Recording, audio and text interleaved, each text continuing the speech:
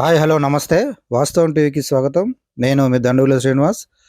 ఈరోజు ప్రధాన వార్తాపత్రికల్లో వచ్చిన ముఖ్య అంశాలను పరిశీలిస్తే దాదాపుగా అన్ని పత్రికలు లగచర్ల ఫార్మా విలేజ్ రద్దు, తర్వాత ఈరోజు మహబూబ్ నగర్లో రైతు పండుగ ముగింపు సందర్భంగా రేవంత్ రెడ్డి బహిరంగ సభకు సంబంధించిన వార్తల్ని ప్రధానంగా హైలైట్ చేసుకున్నాయి. దాంట్లో ఆంధ్రజ్యోతిలో వచ్చిన బ్యానర్ ఐటమ్ మనం గమనిస్తే రేవంత్ భరోసా అనే ఒక హెడ్డింగ్తో ఈ రోజుకు సంబంధించిన ప్రోగ్రాంది హైలైట్ చేస్తూ సంక్రాంతి నుంచి రైతు భరోసా అమలు, ఎకరానికి 7,500 చొప్పున పెట్టుబడి సాయం, నేడు పాలమూరులో ప్రకటించనున్న సీఎం రేవంత్ రెడ్డి, రైతు సదస్సు ముగింపు సభలో ముఖ్యమంత్రి హాజరు, పలు కీలక పథకాలపై ప్రకటన చేసే అవకాశం కూడా ఉన్నట్టుగా ఆంధ్రజ్యోతి రాసుకుంది. రూపాయలు 2 లక్షల వరకు రుణమాఫీ చెక్కుల పంపిణీ, పథకాలతో వ్యవసాయ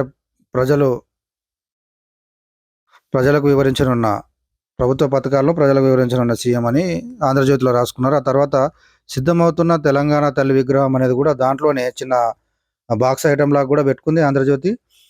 మనం ఇంతకుముందు వాస్తవం టీవీలో స్టోరీ చేసినట్టుగా దీన్ని గొడవ చేసేందుకు రెడీ అయింది బీఆర్ఎస్. తెలంగాణ తల్లి విగ్రహం పాత విగ్రహం రూపురేఖలు ఖచ్చితంగా మారుస్తున్నది కాంగ్రెస్ గవర్నమెంట్. ఎట్టి పరిస్థితుల్లో పాత విగ్రహాన్ని పెట్టారు. కవిత మాదిరిగా ఉందని చెప్పి గతంలో ఆరోపించిన విషయాన్ని కూడా మనం ప్రస్తావించి ఒక సపరేట్ నమూనా ఒకటి తయారు చేస్తున్నారు అనేది మనం గతంలో చెప్పినాం. దానికి సంబంధించి వార్తలు కూడా వివిధ వాటిలో వచ్చాయి. ఇప్పుడు దాందే సిద్ధమవుతున్న తెలంగాణ తల్లి విగ్రహం పెద్దంబారుపేటలో రూపుదిద్దుకుంటున్న శిల్పం, 10 టన్నుల ఇత్తడితో 17 అడుగుల ఎత్తులో తయారీ.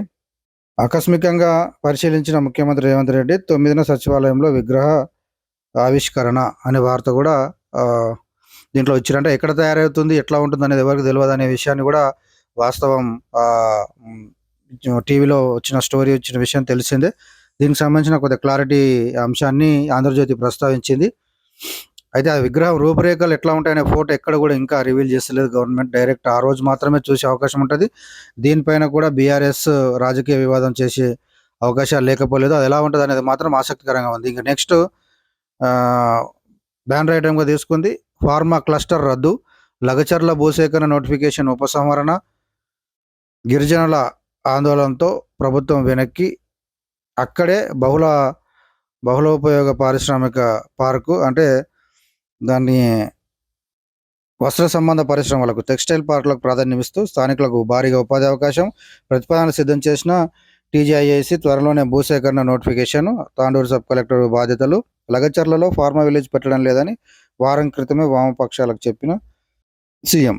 అంటే ఇక్కడ ఫార్మా విలేజ్ అది ఏదైతే భయపడతా ఉన్నారో దాన్ని తీసేస్తున్నాం, కానీ ఆ ప్లేస్లోనే అంటే ఇక్కడ భూసేకరణ మాత్రం ఆగదు. అంటే ఏదైతే గొడవ చేసిరో మా భూములు మాకు మేము ఇవ్వము అని చెప్పి చేసిర్రో, భూములు ఇవ్వమనే దాన్ని పరిగణలోకి తీసుకోలేదు ఇక్కడ గవర్నమెంట్. ఫార్మా విలేజ్ వద్దంటున్నారు కాబట్టి ఆ ఆలోచన లేదు, కానీ టెక్స్టైల్ పార్క్ మాత్రం ఏర్పాటు చేస్తాం, భూసేకరణ ఉంటుంది అనే విషయం మాత్రం క్లారిటీ ఇచ్చారు. చాలామంది బీఆర్ఎస్ నేతలు అసలు భూసేకరణ నుంచి విరమించుకుంది, వెనక్కి తగ్గింది, మా విజయం అని చెప్పుకుంటారు. భూసేకరణ నుంచి ప్రభుత్వం విరమించుకోలేదు, భూసేకరణ చేస్తుంది, కానీ దానికి సపరేట్ నోటిఫికేషన్ ఇస్తుంది. ఏమని? ఫార్మా విలేజ్ కోసం కాకుండా భూముల సేకరణ, టెక్స్టైల్ పార్కుల కోసం, ఇండస్ట్రియల్ కారిడార్ కోసం తీసుకుంటున్నాము, అందులో ఫార్మా విలేజ్ ఉండదు అని చెప్పి మరి సపరేటు నోటిఫికేషన్ ఇచ్చి ఆ లగచర్ల ఏదైతే గొడవ పడ్డారో లంబడాలు వాళ్ళ భూములు యాజిటీజ్గా సేకరణ చేస్తూనే ఉంటుంది తప్ప ఇక్కడ ఏదో మా పోరాట ఫలితం అని కేటీఆర్ సంబరాలు చేసుకున్నట్టుగా అట్లాంటి పరిస్థితి లేదు. వాళ్ళు ఏదో ఊహించుకొని ఏదో చేస్తారు, కానీ భూసేకరణ యథావిధిగా కొనసాగుతుంది అనేది క్లారిటీ. ఆ తర్వాత వచ్చిన దీక్ష దివస్ సంబంధించిన వార్తలు కూడా అక్కడక్కడ దీక్ష దివస్ పూర్తిగా మరో పేరు అని కరీంనగర్లో కేటీఆర్ పాల్గొన్న మాటలు కూడా చిన్నగా ఇచ్చారు. తర్వాత పులి చేతిలో పులి పంజా, పత్తి చేలో పులి పంజా, యువతి మృతి, ఆ వార్త కూడా వచ్చింది. పత్తి ఏరుతుండగా దాడి చేసిన పెద్ద పులి, మెడపై గాయం, ఆసుపత్రికి వెళ్లేలోపే మృతి. ఆసిఫాబాద్ జిల్లా నజ్రాల్ నగర్లో ఘటన, రూపాయలు 20 లక్షలు 5 ఎకరాలు, ఇంట్లో ఒకరికి ఉద్యోగం ఇచ్చేందుకు ఆటవీ శాఖ ఓకే. ఇది నిన్న కలకలం రేపిన వార్త. ఆ వార్త కూడా ఫ్రంట్ పేజ్లో వచ్చింది. వానాకాలం పంటతో రైతులకు రూపాయలు 40,000 కోట్లు, వరిలో ఉమ్మడి రాష్ట్రం రికార్డులు చెరిపేశాం మంత్రి ఉత్తమ్ కుమార్. ఆయిల్ ఫామ్తో ఎకరాకు 2 లక్షలు తుమ్మల, ఫోన్ చేస్తే ఇంటికే వరి విత్తనాలు. విత్తనాల శాఖ సంస్థ అగ్రికల్చర్ సంబంధించిన వార్త కూడా మనం ఆంధ్రజ్యోతిలో చూడొచ్చు. ఆ తర్వాత ముఖ్యమైన వార్తల్లో ఈనాడు చూసుకుంటే, ఈనాడులో కూడా మరో 3,00,000 మంది రైతులకు నేడు రుణమాఫీ అంటే మహబూబ్ నగర్ సభ గురించే హైలైట్ చేస్తూ బ్యానర్ ఐటమ్ ఇచ్చింది ఈనాడులో. రూపాయలు 3,000 కోట్లు సిద్ధం చేసిన ఆర్థిక శాఖ, రైతు పండుగ ముగింపు సభలో సీఎం ప్రకటించే అవకాశం, మహబూబ్ నగర్లో భారీగా ఏర్పాట్లు అనే ఒక వార్త.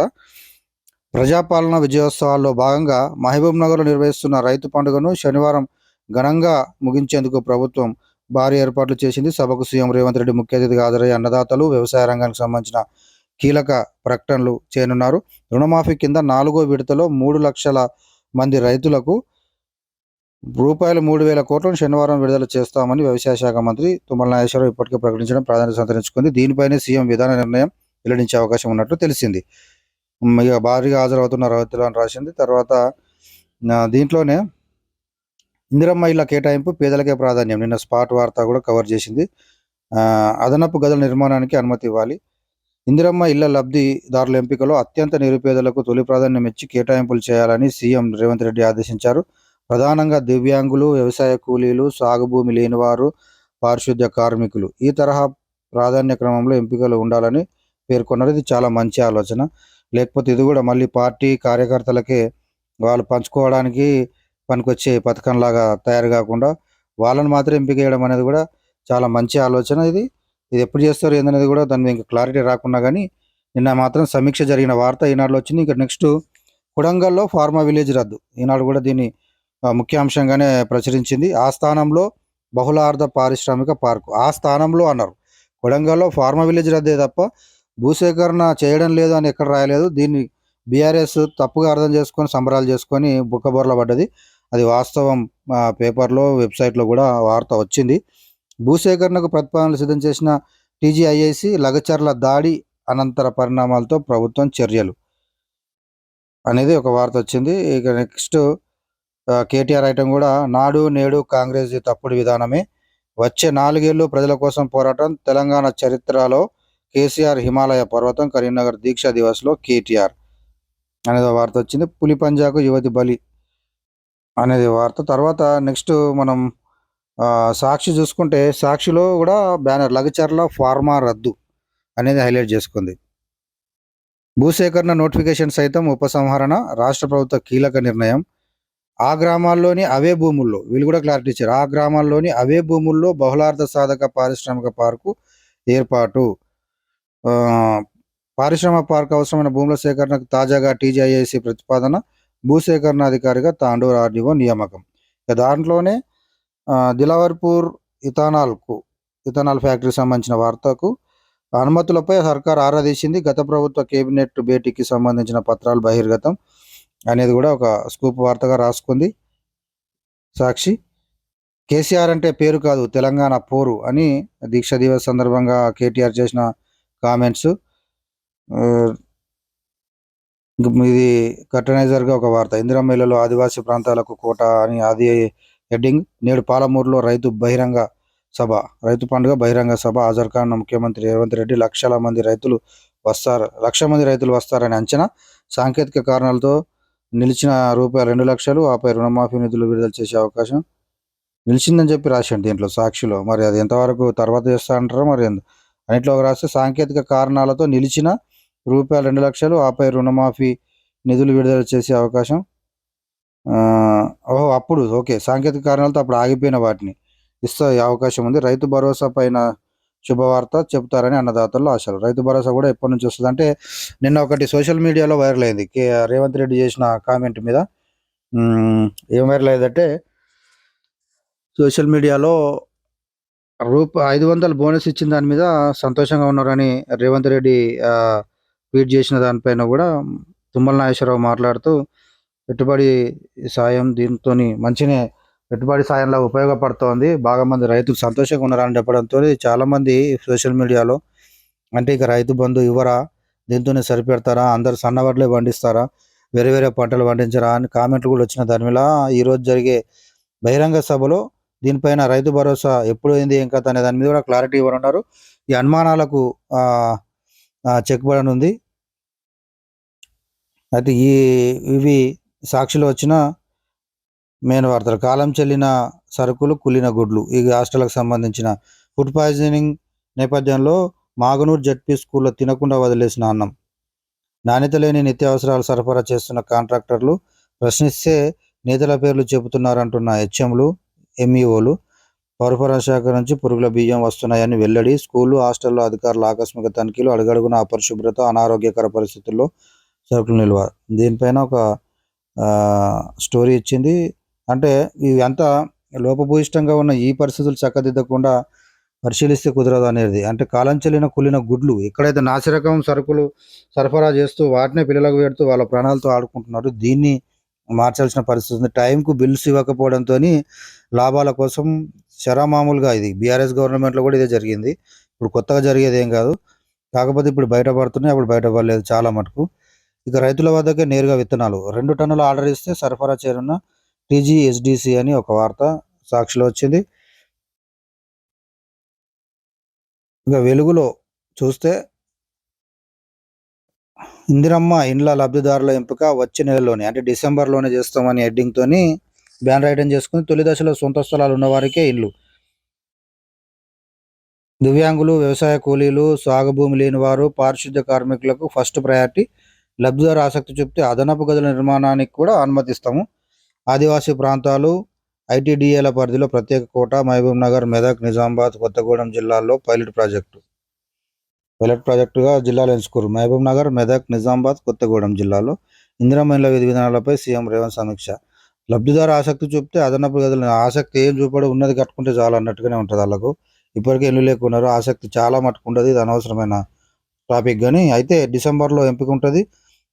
ఇళ్ల స్థలాలు ఉన్న వారికి ఫస్ట్ ప్రయారిటీ. ఎందుకంటే వీళ్ళు కేవలం ఇచ్చే 5 లక్షల రూపాయలు కాబట్టి ఆ 5 లక్షలకు ఇంకా దాదాపు ఇంకొక 5 లక్షల వరకు వేసుకోవాల్సిన పరిస్థితి ఏర్పడుతుంది. మంచిగా కట్టుకుంటే కనీసం 2 లక్షలన్నా వేసుకోవాల్సిన పరిస్థితి ఉంటుంది. ఇది హౌసింగ్ స్కీమ్ది ఎప్పటికైనా కానీ ఇబ్బందికరంగానే మారింది జనాలకు. కేసీఆర్ డబుల్ బెడ్రూమ్ అని ఆశ చూపించిన తర్వాత హౌసింగ్ స్కీమ్ మొత్తం గుణరెళ్ళింది. స్టాఫ్ లేరు, ఏం లేరు. ఆ స్టాఫ్కు సంబంధించి కూడా కామెంట్ చేశారు నిన్న సీఎం. కావాల్సిన స్టాఫ్ని కూడా నియమిస్తాం, హౌసింగ్ డిపార్ట్మెంట్ను స్ట్రెంథెన్ చేస్తామని చెప్పి అన్నారు. నెక్స్ట్ పైన నేడు పాలమూరులో రైతు పండుగ సభ హాజరు కానున్న సీఎం రేవంత్ రెడ్డి. సదస్సులో రైతులు, శాస్త్రవేత్తలతో ముఖాముఖి. రైతు భరోసా, పెండింగ్ రుణమాఫీపై ప్రకటన చేసే ఛాన్స్ అని ఒక వార్త వచ్చింది. ఫార్మా గ్రామాల భూసేకరణ ఉపసంహరణ. లగచర్ల ఫార్మా విలేజ్ ప్రాథమిక నోటిఫికేషన్ రద్దు. ప్రజాభిష్టం మేరకు సర్కారు నిర్ణయం. పోలేపల్లి, లగచర్ల, అకింపేట్ గ్రామాల్లో మొత్తం 1358 ఎకరాలపై వెనక్కి. దీనికి బదులు మల్టీపర్పస్ ఇండస్ట్రియల్ పార్క్ ఏర్పాటు చేస్తున్న ప్రకటన. త్వరలో కొత్త భూసేకరణ నోటిఫికేషన్. దాంట్లోనే పులిదాడిలో యువతి మృతి. దిలావర్పూర్ ఇథనాల్ ఫ్యాక్టరీకి కేసీఆర్ ఆదేశాలతోనే పర్మిషన్లు అనే ఒక వార్త కూడా దీంట్లో ప్రయారిటీగా ఇచ్చారు. వెలుగులో ఆగమేఘాల మీద కదిలిన ఫైలు, వెంటనే అనుమతులు. డాక్యుమెంట్లు బయటపెట్టిన రాష్ట్ర ప్రభుత్వం. నిర్మల్ జిల్లా దిలావర్పూర్ ఇథనాల్ ఫ్యాక్టరీ అనుమతులన్నీ అప్పటి సీఎం కేసీఆర్ ఆదేశాలతోనే ఇచ్చినట్లు స్పష్టమైంది. పర్యావరణ శాఖ అనుమతి ఇవ్వని ఉత్పత్తులకు కూడా కేసీఆర్ ఆదేశించడంతో పర్మిషన్లు ఇచ్చినట్టు తేలింది.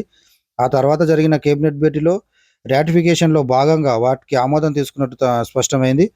ఈ మేరకు దిలావర్పూర్ ఇథనాల్ ఫ్యాక్టరీకి సంబంధించిన అనుమతులు, ఎవరి పేరు మీద ఉంది, ఎప్పుడెప్పుడు ఎలా ఫైల్స్కు ఆమోదం వచ్చిందనే వివరాలను రాష్ట్ర ప్రభుత్వం వెలుగులోకి తెచ్చింది. ఈ కంపెనీకి టీఎస్ ఐపాస్ అప్లై చేసుకోగా నాటి మంత్రి తలసాని శ్రీనివాస్ యాదవ్ కుటుంబ సభ్యుల కోసం ఆగమేఘాల మీద పర్మిషన్లు ఇచ్చినట్లు తేలింది అనే ఒక వార్త ప్రయారిటీ ఇచ్చింది.